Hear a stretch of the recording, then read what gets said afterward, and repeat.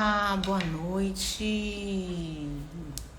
Vamos lá, hoje a gente vai falar sobre os medos que te paralisam e causam ansiedade.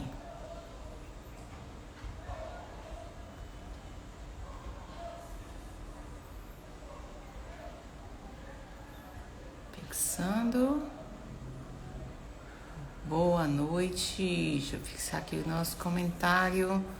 Hoje a gente vai falar sobre os medos que paralisam e causam ansiedade.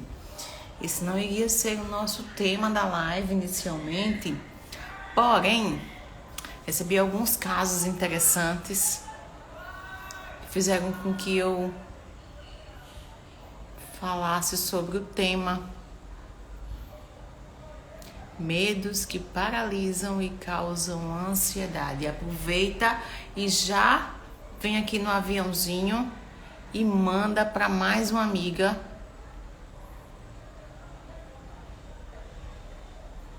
Tô mandando aqui. Oi, gente.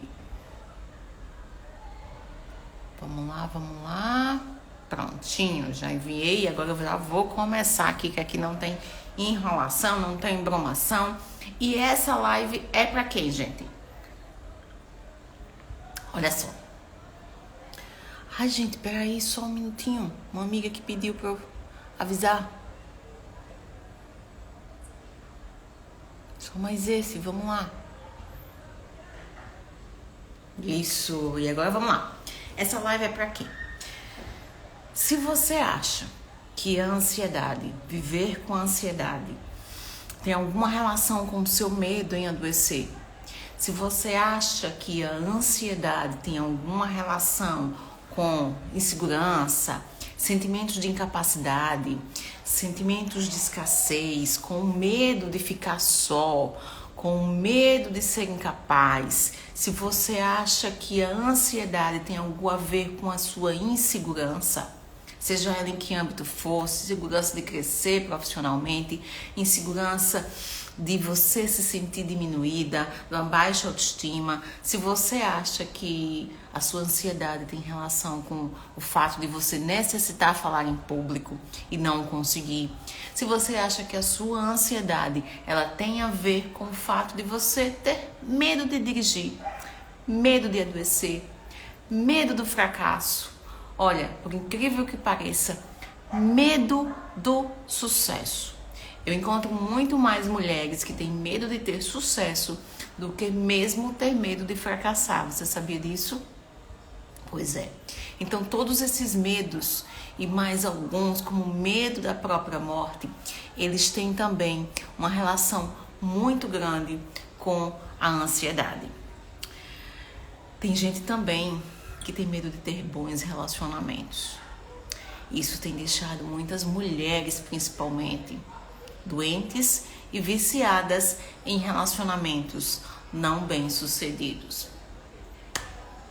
Qual é a relação que você tem com o medo e aqueles sintomas típicos da ansiedade, como a falta de ar, a angústia, tontura, problemas digestivos que ninguém sabe de onde vem? Você vai para o médico, você faz exames e ninguém sabe de onde vem. E você ainda tem que ouvir assim, não, mas isso não é nada. Sabe? Taquicardia, você acorda de madrugada com a sensação de palpitação, insônia, perda de apetite, dores musculares e tensionais e outros vícios, vícios emocionais. Não somente os vícios físicos, como os vícios em droga, o vício do cigarro, o vício em jogo, mas os vícios emocionais. O vício na procrastinação. Você sabia que a ansiedade tem muita relação com o medo e o vício emocional de procrastinar? O vício de julgamento, o vício da comparação, o vício emocional da fofoca, o vício emocional em fracassar, o vício emocional de repetir ciclos e ciclos sem fim, sem alcançar o seu objetivo final. O vício emocional de nem sempre está tudo bem. O vício emocional de ser altamente sensível a tudo e qualquer coisa que alguma pessoa fale. Sabe por que eu sei dessa relação? Além da medicina, é porque um dia eu já tive aí nesse lugar. Um dia eu também já fui assim. Um dia eu já fui viciada também na agressividade. E a agressividade não precisa ser física, mas pode ser nas suas palavras. Você já se viu assim? Um dia eu também já tive aí. No medo e no vício emocional da perda. No medo e no vício emocional de criticar, de julgar, de achar que a culpa é sempre do outro. A culpa é do governo, a culpa é do meu esposo, a culpa é do filho, a culpa é do trabalho. A culpa é do chefe. Na verdade, esses comportamentos, eles trazem uma raiz que, por estar muito dentro, muito lá no fundo, às vezes a gente não percebe. E quanto mais eu escondo essa raiz, mais ela cresce. E aí vira um ciclo. Mais eu escondo e mais ela cresce. Há 11, 12 anos atrás, eu estive aqui nesse lugar. Eu me escondi no vício emocional do trabalho exaustivo, e eu era pior do que o pai do Cris. Eu tinha 5 empregos. Eu reclamava do governo e da quantidade de impostos que pagava. Eu não tinha tempo sequer de comprar nada, nem usufruir do meu dinheiro. E aí eu acabei adoecendo. Todos esses vícios emocionais que escondiam os meus medos mais profundos, eles estavam simplesmente maquiados. E só foi descoberto quando eu adoeci de depressão e ansiedade. E é por isso que eu conheço tão bem esse caminho. Eu não sei como é que você que está aqui nessa live agora ou que vai assistir depois, eu não sei como é que você chegou. Eu não sei se você está bem, eu não sei quais são os vícios emocionais que você tem passado. Mas eu sei que você tem solução também. Assim como eu tive para a minha vida, você também tem solução. Eu quero fazer um convite a você que está aqui essa noite, ou a você que vai fazer depois, antes mesmo que a gente dê o desenrolar dessa live, mas que você sinta a sua presença. Que você possa respirar bem fundo e devagar, que você possa encher os seus pulmões de ar. Porque a respiração é uma coisa que se torna tão mecânica que às vezes a gente não tem nem tempo para sentir o sopro e o fôlego de vida correndo das suas narinas para o seu corpo. Então vamos fazer esse momento. Respira. Enche o peito e inspira lentamente. Novamente. E o que eu quero dizer para você é o seguinte: enquanto esse sopro de vida estiver percorrendo através das suas narinas, estiver percorrendo o seu corpo, sim, você tem jeito. O medo que hoje te paralisa e te causa ansiedade pode ser transformado numa história de vitória, para que você conte, para que você testemunhe, para que outras mulheres, assim como você, possa passar por isso. Simplesmente passar e dizer: eu venci. Não estou falando aqui que vai ser fácil, não estou falando aqui que o caminho é fácil, não é sobre ser fácil, mas é sobre ser possível. Sim, totalmente possível. Olha, quando a gente vai falando sobre medos e a correlação dos medos e ansiedade, eu costumo dizer que há 3 tipos de pessoas.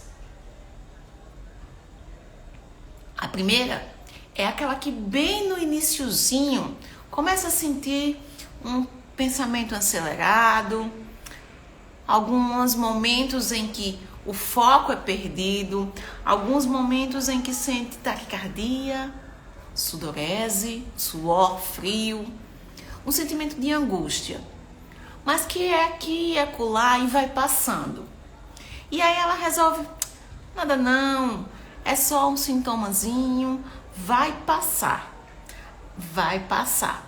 Aí ela para aqui nessa live, vê um pouco, até gosta do conteúdo, gosta de outros conteúdos também, fica rolando o feed do Instagram para ver alguma solução, alguma dica milagrosa.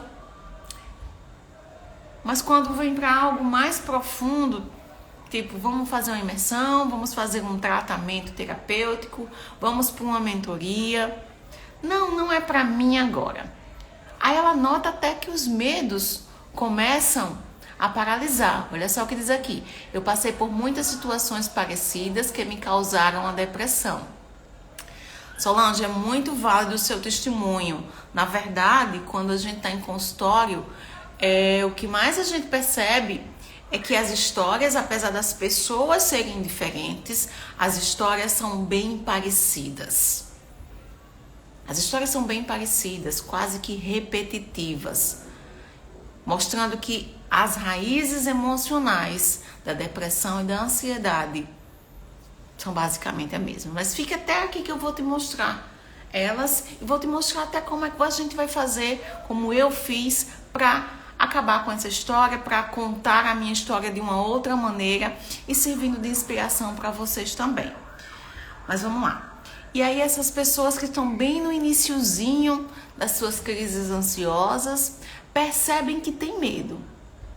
E percebe que o medo começa a paralisar.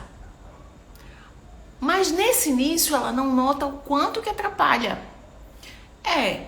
Meu rendimento caiu um pouco, o rendimento na escola, o rendimento no trabalho, mas eu ainda tenho um trabalho. Mas eu ainda tô indo, mas eu ainda consigo me maquiar, me vestir bem, colocar um sorriso no rosto e até disfarçar. E quando alguém pergunta se tá tudo bem, eu respondo, está tudo bem. Como que por conveniência. Até porque a gente acha que quando as pessoas procuram saber se tá tudo bem, elas querem ouvir um tá tudo bem.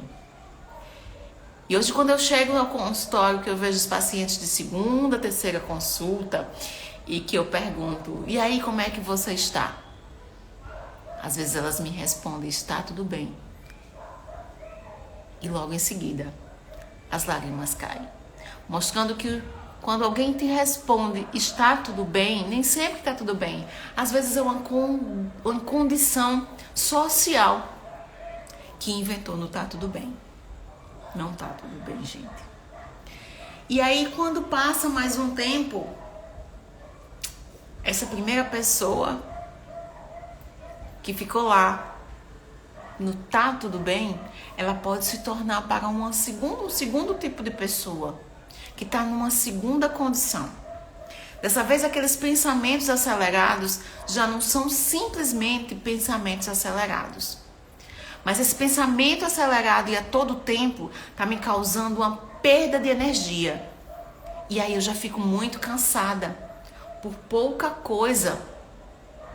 Tenho tonturas, as dores e a sensação de peso no corpo, na coluna, no trapézio, na coluna lombar, já começam a cansar mais, já começam a ser tão repetitivas que eu preciso de medicação para melhorar essas dores. Tem outras pessoas que quando estão nesse estágio começam a apresentar manchas pelo corpo. Eu tive um estresse, eu tive uma raivinha e olha só o que me apareceu, essa mancha aqui, essa mancha aqui, essa mancha aqui, e uma mancha entra, uma mancha sai. E não, eu não bati em nada, eu tenho certeza, foi um estresse. Mas quanto de estresse será que essa pessoa tem suportado para chegar a ter manchas pelo corpo? E aí, essa taquicardia, ela já não tem mais um horário. Ela já não é mais de dia, mas você está dormindo, essa pessoa está dormindo e de repente ela acorda com o coração acelerado, com uma angústia que te tira o sono. E então, ela começa a ter isso repetidamente, até que vem com problemas de insônia, afetando cada vez mais ainda. E aquilo que já era um cansaço físico, um cansaço mental, pelo estresse de estar pensando muito, um pensamento muito acelerado e a perda de foco, ela tem um problema de sono, que faz ficar mais cansada, mais fadigada, precisando de outras regulações. Tem gente que toma energético para poder ficar acordado no seu horário de trabalho. E aí fazendo com que todo o ciclo circadiano, a sua produção de cortisol, a sua produção de adrenalina, noradrenalina se desregule. E aí vai abrir outros quadros de patologia. Hipertensão, diabetes, insônia, obesidade. Tudo isso porque esse sono vem desregulado através de um medo que ela desconhece de onde vem. Muitas vezes ela desconhece de onde vem. E que está causando naquele momento depressão e ansiedade. A ponto de ter esse adoecimento. E muitas vezes, esse medo também, ele vem através de um medo do chefe. Eu tenho um paciente que, quando o chefe liga, e nem sempre é para falar coisas ruins, coisas maldosas, ela começa a ter taquicardia. No dia de fazer um serviço específico ou ter uma reunião que vai encontrar com o chefe, nessa noite ela não dorme e fica muito cansada e se sente exausta, a ponto de envelhecer fisicamente há alguns anos, de ter uma aparência física envelhecida. Essa pessoa, quando chega nesse estágio, certamente ela já vai procurar alguma ajuda. Mas nesse estágio, ela ainda espera a pílula mágica. Ainda espera que a medicação, somente a medicação, faça efeito. E está num ansiolítico ou um antidepressivo, e aí a gente aumenta a dose, e aí a gente associa com algum outro. Mas ela quer que o medo desapareça. Só que enquanto isso, o medo vai cada vez mais se perpetuando. O medo do chefe, o medo de ficar sozinho, o medo de viajar, o medo de dirigir, o medo de dizer não, o medo de se posicionar adequadamente, sendo ela quem ela é, mostrando a sua essência. E aí ela se torna a mulher boazinha, aquela que sempre diz sim, aquela que quer agradar a todo mundo. Mas isso não passa, esse medo não passa, esses sintomas não passam, a taquicardia aumenta, o foco diminui. E aí vem outras consequências, como as faltas no trabalho, que a gente chama de absenteísmo, a perda de emprego. Sim, muitas empresas, pelas faltas sucessivas dos seus funcionários que estão com ansiedade, chegando a esse ponto de incapacidade para o trabalho, às vezes pontual, às vezes por um tempo maior, vão simplesmente demiti-los. E agora, aquilo que era ruim pode estar ficando pior. E por quê? Porque não tratou adequadamente. Esperou tão somente a pílula mágica. E aí, se essa pessoa não vem tratando adequadamente, vem apenas com a medicação, o que é que vai acontecer? Ela vai piorar. E vai se transformar no terceiro tipo de pessoa. E esse terceiro tipo de pessoa é a pessoa que já está desesperançada. É aquela que chegou ao fundo do poço. E quando eu falo que chegou ao fundo do poço, gente, não quer dizer necessariamente que é aquela pessoa que está lá largada, que nem toma banho, nem se arruma. Não. A maioria dos pacientes que eu encontro em meu consultório, elas estão limpas, perfumadas, maquiadas. Mas ela tem um brilho no olhar muito triste. Elas estão no fundo do poço. Elas sabem conscientemente que a vida poderia ser melhor, que a vida pode ser incrível, mas no seu subconsciente, no seu coração, elas acreditam que essa vida bela, maravilhosa, incrível, não é para elas. Elas acreditam que Deus esqueceu dela.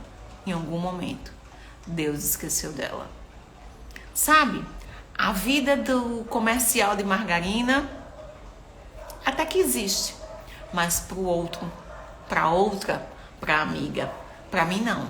Para mim, a vida é só um pesadelo. E sabe por que isso acontece? Isso acontece porque nós fazemos no nosso cérebro alguns caminhos neurais que vão fazer com que se perpetuem esses pensamentos negativos ao meu próprio respeito. E como é que isso se dá? O nosso cérebro, quando a gente nasce, ele é livre de informações. E o que é que dá esse sentido de informações para o nosso cérebro? Os nossos pensamentos, que se transformam em sentimentos, que se transformam em emoções, vinda a partir de uma experiência. Essa experiência pode ser uma experiência que eu vivi, mas pode ser uma experiência que foi compartilhada comigo, não necessariamente aquilo que eu vivi. E aí, gente, eu preciso ser muito clara com vocês outra vez sobre o poder dos ambientes, o poder da influência sobre o seu cérebro, sobre a sua vida emocional, sobre os seus pensamentos, seus sentimentos e seu comportamento. É tudo isso que vai fazer com que você retenha no seu cérebro, no seu consciente e que leve para o seu subconsciente os seus hábitos. E quando aquela pessoa que era aquela primeira pessoa que começou a sentir medo e ansiedade não tratou corretamente, ela chega a ser essa pessoa que agora está no fundo do poço. Apesar de aparentemente bela, mas o seu coração, a sua alma está totalmente destruída. E nós não somos seres físicos simplesmente que vamos procurar viver aí no mundo espiritual, mas nós somos o contrário. Nós somos matéria espiritual, nós somos espírito que estamos aqui vivendo uma realidade física temporária. E você tem responsabilidade sobre isso, sobre fazer a sua vida aqui ser tão incrível quanto ela já é, quanto ela já foi decretada no céu pelo seu Criador. E aí, quando você tem experiências ruins, quando você assiste a notícias de guerra compulsivamente, a problemas, se envolve com os problemas do governo que você não vai resolver, assiste a jornais que só tem dramalhões, quem matou quem roubou quem, e começa a se envolver com fofocas e com problemas alheios, o que vai ter no seu cérebro é apenas problemas. Ora, o que acontece tem um significado para mim que pode não ter para você. O nosso cérebro, ele precisa de um exemplo. Ele precisa de uma vivência. Se eu digo para você aqui assim, maçã, logo vai vir à sua cabeça uma fruta arredondada, vermelha, a bela adormecida, a Branca de Neve, que comeu a maçã envenenada. Se eu digo para você assim, cadeira, você vai lembrar de um instrumento de sentar, de 4 pernas ou de rodinhas, não sei, mas você vai lembrar. Por quê? Porque o seu cérebro, ele tem intimidade com a maçã e com a cadeira. Se eu falar para você, vamos lá, vamos dar um exemplo aqui. Se eu falar para você abuso sexual, talvez para você isso não diga muita coisa. Você não sinta muita coisa, porque você não passou por isso. E ninguém no seu redor passou por isso. E aí a conotação que o seu cérebro vai fazer com essa relação vai ser totalmente diferente com uma pessoa que foi abusada sexualmente. É nessa fase, nessa última fase, nessa fase da pessoa, da mulher que chegou no fundo do poço, que vai ser coroada por vícios emocionais, onde vai tomando conta cada vez mais dela. E aí ela está no fundo do poço e às vezes não vê possibilidade de sair dele. Mas ela não vê possibilidade de sair dele porque as trilhas neurais que o seu cérebro tem recrutado são sempre as mesmas. A trilha do vício emocional. A trilha do vício do sofrimento, do vício da culpa, do vício do fracasso, do vício do vitimismo. E aí ela não se vê de outro jeito. Mas o que eu quero te dizer é que se você não se isolar no seu vício, você tem uma possibilidade, aliás, você tem 1000 possibilidades de viver uma vida plena. A Bíblia diz que as misericórdias do Senhor se renovam a cada amanhecer. E é através da renovação da sua mente que você pode mudar a sua história com os seus medos, os medos que te paralisam, que te geram ansiedade, mudar essa história e modificar totalmente a sua vida. Se você tomar cuidado e não for aquela primeira pessoa que ficou lá só achando que tá tudo bem, que vai passar, que é só respirar e tá tudo bem, você pode se tornar essa terceira pessoa. E eu me deixei, eu tô dizendo isso porque eu me deixei me tornar essa terceira pessoa. Aonde os medos tomaram conta da minha vida e aonde eu paralisei. Paralisei a ponto de fechar uma empresa, ter que abandonar alguns trabalhos. Aliás, eu tinha 5 empregos. E depois disso, me afundar. Afundada nas dívidas financeiras realmente. E aí mergulhando no vício emocional do vitimismo, da culpa e da raiva. E aí, olha só, gente. Tudo na vida é aprendido. E você pode sim. Você pode aprender a viver de um outro jeito. Você pode aprender a viver de uma outra maneira. Você pode aprender a dizer não e sem culpa. Você pode aprender a tornar as suas habilidades tão poderosas a ponto de ter um rendimento altíssimo com elas e isso te fazer bem, porque você se sente agora merecedora. Todo o nosso comportamento, ele é aprendido. E geralmente ele é aprendido enquanto nós somos crianças, até o 7º ano de vida. Mas isso não quer dizer que você não possa trilhar outras trilhas neurais e comportamentais a ponto de fazer se tornar uma nova pessoa. Nosso cérebro, ele é feito por várias experiências emocionais. O nosso comportamento, ele é ditado através de várias e várias experiências emocionais. Digamos que aqui esteja o teu cérebro.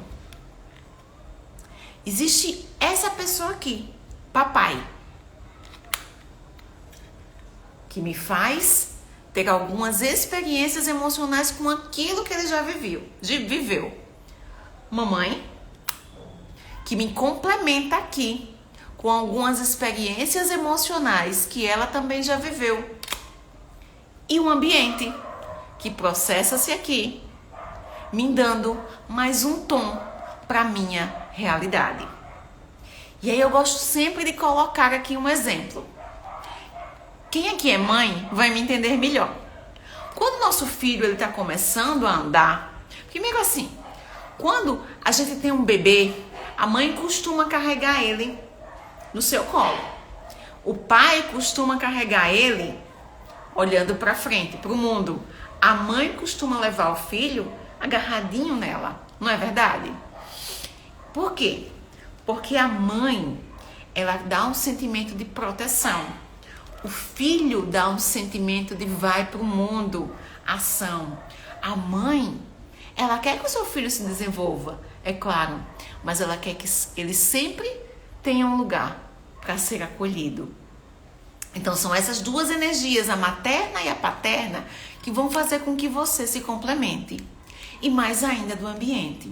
Mas a gente tem que lembrar que essas pessoas, esse pai e essa mãe, tá? Eles trouxeram também com eles algumas bagagens emocionais. E eu não tô aqui para condenar nenhum dos dois, até porque ele só vai dar a você aquilo que ele também já aprendeu. Assim como a gente só dá para os nossos filhos aquilo que a gente aprendeu. E tá na hora de você ressignificar alguns dos seus comportamentos para que você não repita na vida dos seus filhos. Quando os nossos filhos estão começando a andar, e aí eles caem mais do que andam, bem no comecinho, não é assim? E o que a gente faz? Aí o menino vai no parquinho e sobe em algum lugar alto. E aí o que você diz? Não, filho, sai daí, desce daí, que senão você cai. Eu tinha um costume de dizer assim pro meu filho. Eu lembro que a gente morava, quando ele era pequenininho, a gente morava em uma casa, e essas casas de condomínio que são soltas. Então ele subia pela janela da sala, da janela da varanda para a sala, entrava, contornava a cozinha, saía pelo jardim e repetia. E aí eu tinha medo que ele caísse. Então, nessa tentativa de fazer com que o meu filho sobrevivesse, e é isso que o nosso cérebro quer, dizer, olha, você não pode fazer isso, porque senão você cai no chão. E é pei buf.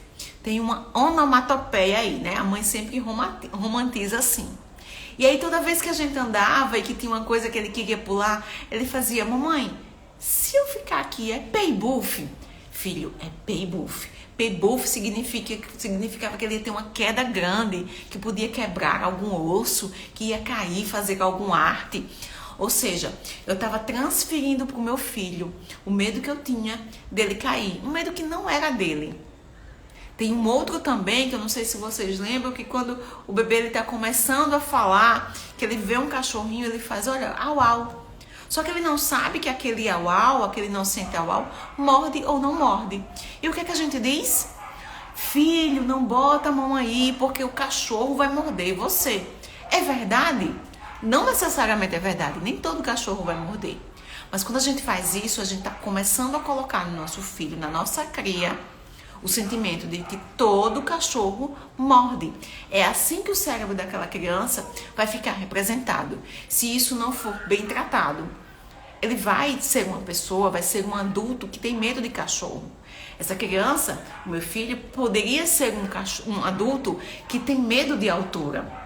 E é assim que vai nascendo os nossos medos, através daquilo que a mãe traz, através daquilo que o pai traz e através daquilo que o ambiente vai falando para ele, vai ditando para ele esses conhecimentos. E vamos pegar esses exemplos e pode ter muito outros. Um acontecimento para o nosso cérebro é um evento, que pode ser um evento de justiça ou um evento de injustiça. Vai depender como o seu cérebro vai interpretar. E esses eventos de injustiça que nos causam dor, geralmente eles vêm mais de pessoas que são pessoas íntimas. Ora, se você que eu não conheço olhar para mim e dizer assim, nossa, esse batom não combina com você, talvez eu não ligue muito, porque eu não conheço você, você não é da minha intimidade. Mas talvez se a minha filha, a minha mãe, o meu marido chegar para mim e dizer, nossa, esse batom em você tá ridículo, não combina com você, talvez eu fique meio sentida, olhe no espelho, será que isso é real? Será que eles brincaram? Isso vai me perturbar um pouco. Por quê? Porque são pessoas de minha intimidade. E geralmente os nossos medos, os nossos traumas, eles vêm de pessoas da nossa intimidade. E geralmente é pai ou mãe, né? E aí, gente, esses eventos que nos causam dor ou que nos faz lembrar de mal, são chamados de eventos de injustiça. Vamos chamá-los de eventos de justiça. Esses eventos de justiça, se enraizados, se não tratados, eles vão gerar mágoa. Se essa mágoa é perpetuada, eu fico com raiva, eu fico com ódio, com rancor. Eu começo a reclamar daquela pessoa. Nossa, mas papai fez isso, mamãe fez aquilo, meu marido isso, meu chefe aquilo, minha amiga fulana fez isso comigo. E eu começo a reclamar. E dessa raiva, nessa reclamação, nessa murmuração, começa a encher o meu coração de amargura. Mas não é somente o meu coração que fica cheio de amargura. O meu cérebro, esse pensamento, esse sentimento, esse pensamento do evento de justiça gerou um sentimento de raiva, de amargura, que vai gerar uma emoção. E é nesse caminho desse pensamento gerando essa emoção que vai fazer com que o meu corpo ele produza substâncias químicas, cortisol, adrenalina, noradrenalina, em quantidade excessiva, que vai fazer com que o meu sistema imunológico ele regrida, vai fazer com que a minha energia cerebral, as minhas ondas cerebrais, elas aumentem, ou seja, eu vou ficar sempre em sistema de vigilância, é como se o meu corpo entendesse que eu estou sendo ameaçada constantemente, e aí o que é que acontece? Eu adoeço também fisicamente. Eu tenho dores no corpo, eu tenho dores de cabeça, enxaqueca, insônia, eu tenho taquicardia. A minha pressão aumente, a minha glicose aumente, a minha ansiedade e a minha busca insaciável por alimentos industrializados que tem um paladar mais agradável e que vai fazer eu me viciar cada vez mais e que vai fazer com que esse meu autoabandono vai fazer com que cada vez eu precise mais desse tipo de alimento e que eu engorde mais. Percebe como um pensamento gerou em você um sentimento, que gerou em você química corporal suficiente para que você adoeça fisicamente. E aí você gera outros tipos de comportamento. É o vício pela comida, é o vício por tipos de comidas, é o vício em pornografia, é o vício em jogos. Porque tudo isso vai fazer com que a tua dopamina, o teu sistema de recompensa, a tua dopamina aumente. E cada vez mais você fica viciado. Viciado em reclamar, viciado em ser vítima, viciado em culpar os outros, viciado em adoecer. Teu corpo vai adoecer. E mentalmente você vai ter necessidade de adoecer. Porque emocionalmente, aquela doença vai dizer para alguém que você não pode ser abandonada. Que você precisa dessa pessoa para cuidar dela. Porque você está assumindo um comportamento de vítima. Porque você está assumindo um comportamento de ressentido. É o ressentimento, é a amargura que está fazendo você viver esse ciclo de adoecimento. É um adoecimento mental, que se torna um adoecimento emocional, que se torna um adoecimento mental e que se torna um adoecimento físico. E aí você vai passando por esse mundo numa vida sem sentido, cheia de habilidades que eu sei que você tem, cheia de potencial que eu sei que você tem, mas que não consegue aflorar pelos vícios emocionais que você tem carregado e perpetuado, sem sequer se dar conta disso. Quando a gente começa a ouvir as histórias, quando a gente começa a perceber as histórias, quando a gente começa a tratar essas histórias, e a gente faz isso também nas nossas imersões, a gente faz isso na mentoria, com o meu método, o método NIME, onde eu uso neurociência, inteligência emocional, práticas da medicina, porque esse seu cérebro, ele vai sim precisar de suplementação. É um cérebro que não tem foco, que está exausto de tanto pensar, exausto de tanto remoer as amarguras da vida, exausto porque tem tanto cortisol, tanta adrenalina jogada ali, tanta dopamina viciando, que vai fazer com que esse cérebro trabalhe cada vez mais, cada vez mais, cada vez mais. E é tão importante o poder da neurosuplementação que eu vou abrir aqui esse parêntese. Essa semana eu atendi uma paciente bipolar. Ela já está comigo há 5 meses. Ela já tem diagnóstico de bem mais tempo, mas ela está comigo há 5 meses. E ela disse para mim a seguinte frase: doutora, nesse último ano, esse é o primeiro mês que eu me senti viva. Tudo por conta da neurosuplementação e de técnicas de neurociência, onde ela começou a aprender a usar o seu cérebro de uma maneira inteligente. Que ela começou a aprender a desacelerar esse cérebro, que ela começou a usar a suplementação de modo correto e a inteligência emocional. Nesse caso, eu abro parêntese porque não sei se ela vai deixar de tomar medicação, mas ela começa a ser totalmente funcional e totalmente produtiva. Às vezes, gente, não é um TDAH que está aí. Às vezes é um cérebro que precisa ser neurosuplementado. Às vezes é uma vitamina baixa, que por estar nesse vício emocional de comer mal, de se jogar e comer cada vez mais mal, alimentos inflamatórios, alimento neuroinflamatório, que está fazendo com que o seu cérebro trabalhe erroneamente e que você não tenha nem energia para pedir ajuda adequada. Às vezes é isso. E eu trabalho muito bem no meu método NIME, onde é trabalhado também a espiritualidade. Porque eu vou repetir, você é um ser espiritual que está aqui vivendo uma temporada no mundo material. E você nasceu para o mais. Afinal, você é imagem e semelhança de Deus, imagem e semelhança do seu Criador. E é sendo imagem e semelhança de quem te criou que Ele te fez para governar em cima da terra e abaixo do céu. Você tem poder suficientemente para ser governo, assumir o governo. E se você ainda não fez, é porque você não tem vivido plenamente. Mas vamos voltar aqui.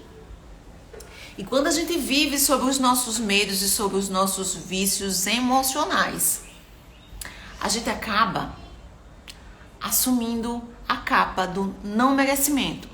Esse não merecimento, às vezes, ele vem revestido com uma falsa humildade, mas que no fundo, é uma pessoa muito orgulhosa, é uma pessoa muito arrogante. Eu não mereço. O seu não mereço, ele está embutido no sentimento de incapacidade, na sua insegurança, porque não foi tratada uma raiz emocional. É porque aqui, sabe? Essas pessoinhas que você te complementa, isso aqui é a caixinha que é você. Aqui tem metade papai e a outra metade é a mamãe. E por você dizer assim, nossa, mas a minha mãe, o meu pai, eles fizeram isso comigo, eles são culpados por isso. Eles só deram a você aquilo que ele já sabia. Quando você começa a reclamar, porque papai, porque mamãe, quando você começa a encher o seu coração de amargura, de falta de perdão por essas pessoas, você começa a matá-los. E aí quando eu tô falando, eu não tô falando necessariamente da morte física, mas da morte emocional.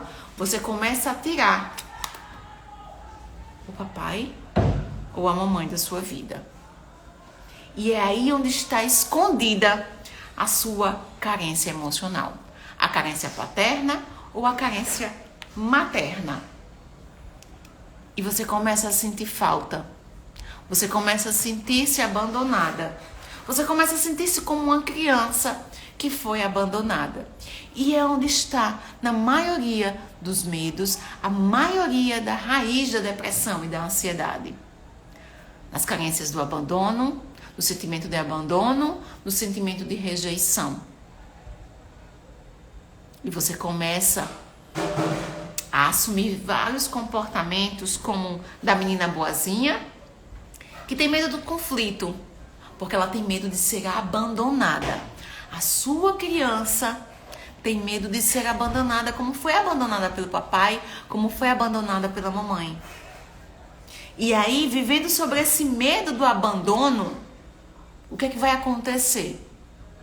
Você vai dizer sim para tudo que lhe propuserem. E aí onde está a chave, a porta de entrada para um possível abuso. para relacionamentos abusivos. E quando eu falo em relacionamentos abusivos, eu estou falando das mais variadas espécies. Às vezes é um relacionamento com o seu chefe, que tem um relacionamento abusivo com você. Às vezes realmente é marital. Às vezes é dos seus amigos, das suas amigas, que tem relacionamentos abusivos.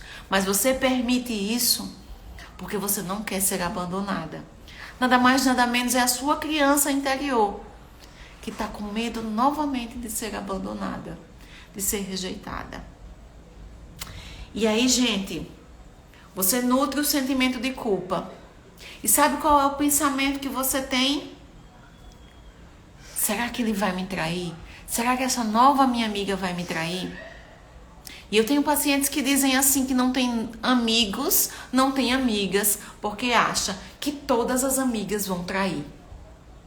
E aí elas preferem viver isoladamente, sem serem traídas. Porque se elas tiverem amigas, com certeza, no consciente, no subconsciente delas, elas vão ser traídas. E aí elas novamente vão assumir um padrão de agradar. Agradar para não perder a amizade. Na verdade, não era amizade.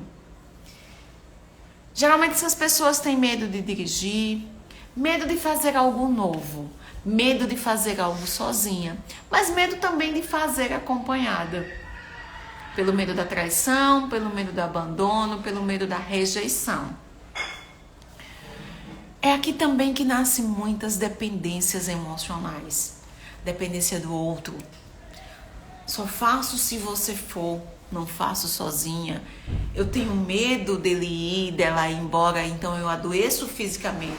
Tem pessoas que têm padrões de adoecimento quando tem que enfrentar algum obstáculo, tem que enfrentar alguma novidade.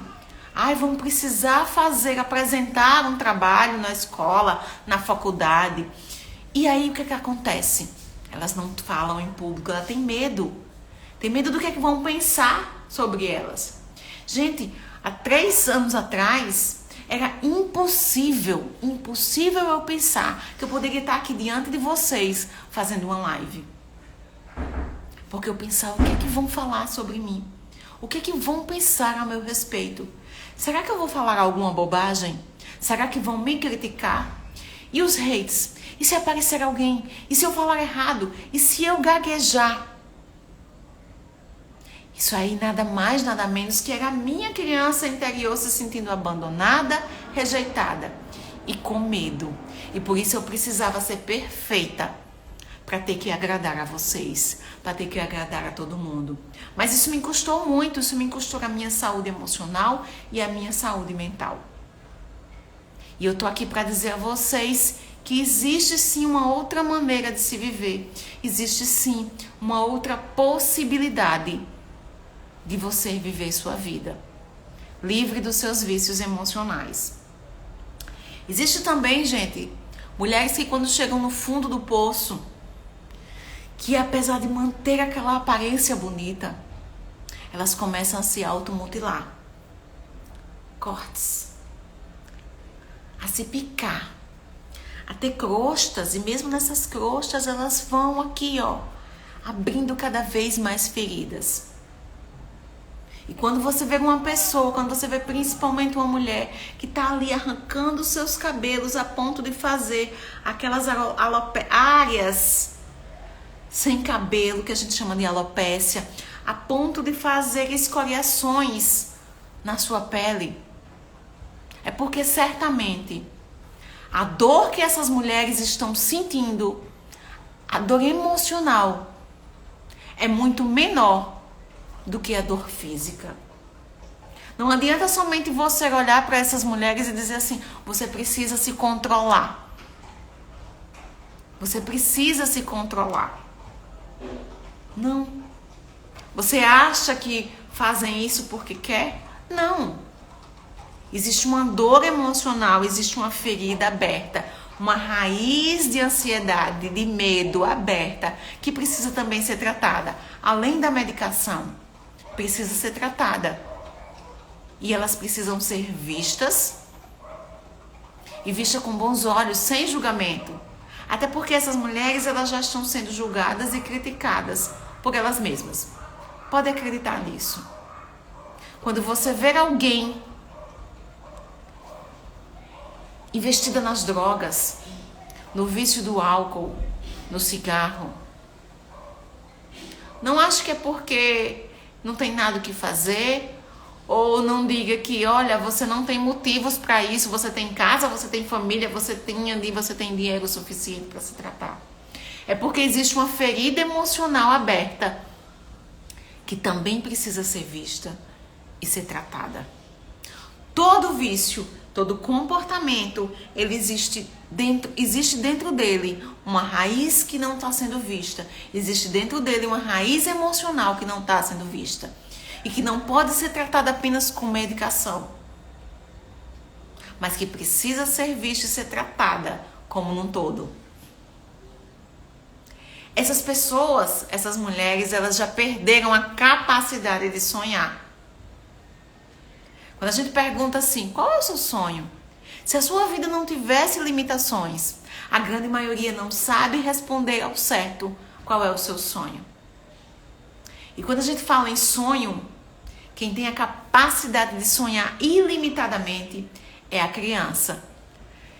Eu tenho medo de adultos que não sonham. Adultos que não sonham, adultos que perderam a capacidade de sonhar ilimitadamente, são adultos que estão doentes.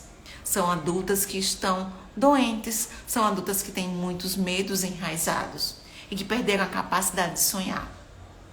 Mas quem tem a capacidade de sonhar é a criança. Se você tem perdido a sua capacidade de sonhar, se quando você coloca a sua mente para funcionar, coloca a sua mente para ter sonhos, você não consegue sonhar ilimitadamente, é porque as suas raízes emocionais da sua criança interior, elas estão feridas, estão doentes e precisam ser tratadas. Você só vai conseguir viver plenamente quando você curar essas raízes. Porque você, como adulta, você consegue sim executar as ações que te farão viver aqueles sonhos com grandes possibilidades. Mas você só vai viver aqueles sonhos quando a sua criança tiver plena capacidade de sonhar ilimitadamente. Sonhar ilimitadamente. O adulto executa, mas executa o sonho da criança que sonhou. E isso não tem a ver com idade cronológica. Isso tem a ver com o seu amadurecimento emocional. Porque a nossa mente, ela só consegue executar, ela só consegue ir atrás quando antes ela tem uma imagem visualizada. Quando ela sabe um porquê. Quando ela tem um porquê para ir. E é aí onde eu digo, cure a sua criança interior. Cuide da sua criança. Que o adulto que já existe em você, ele vai conseguir executar todos os seus sonhos. Antes disso, o que é que você precisa fazer? Você precisa se responsabilizar por cada sonho. E responsabilizar-se por cada sonho é responsabilizar-se por cuidar da sua criança, por cuidar dessas feridas de medo, de abandono que estão dentro de você. Se você não consegue sonhar, se os teus medos têm te paralisado, se você tem vivido mais no fracasso, na angústia, se você tem se visto no lugar da vítima, se você não consegue dizer não, se você tem dentro de si a síndrome da boazinha, se você tem medo de ser abandonada, estar em relacionamentos abusivos, com certeza você precisa curar as raízes desse medo, as raízes que estão te fazendo adoecer. O que é que você precisa? Quais são os teus medos? Olha dentro de você. Quais são os teus medos? Será que eles têm te paralisado? Será que eles têm te impedido de agir? Impedido você de ir em busca do seu objetivo? De ir em busca do seu propósito de vida? Se sim, é porque você ainda não assumiu a sua identidade, a sua condição maior, que é ser imagem e semelhança de um Deus Todo-Poderoso e Criador. Mas eu não falo isso de você assumir essa condição no seu consciente, mas assumir essa condição no seu subconsciente. Você é imagem e semelhança do seu Criador, de um Deus onipotente e onipresente, que te fez para vencer e viver além dos medos que tem paralisado você e tem gerado ansiedade e depressão. Então hoje era esse recado que eu queria deixar aqui para você. Se os seus medos têm te paralisado, trate os seus medos. Trate as raízes que estão te fazendo adoecer. Não sou contra a medicação, óbvio que não. Você precisa regular sim seus neurohormônios, você precisa se suplementar sim. Você precisa gerar novos hábitos. E você precisa tratar as raízes do seu medo e da ansiedade. E eu convido você para na primeira semana de dezembro, fica de olho aqui nesse Instagram. Na primeira semana de dezembro, nós vamos estar abrindo vagas novamente para o meu método NIME, a mentoria, onde você vai ter o meu acompanhamento, onde a gente vai tratar esses medos através de técnicas da neurociência, da inteligência emocional. Você vai aprender a viver melhor, se suplementar melhor. E também vamos ser sim as chaves poderosas de espiritualidade para que você acesse a sua real identidade. Se você está vendo essa live depois, ou se você ainda está aqui, compartilha. Vou deixar salvo aqui no feed, salva também no meu canal no YouTube. E compartilha essa live com pelo menos mais 2 pessoas que você tem certeza que precisam de estar ouvindo isso. Então, boa noite para vocês. Muito obrigada por vocês estarem aqui. Um cheiro!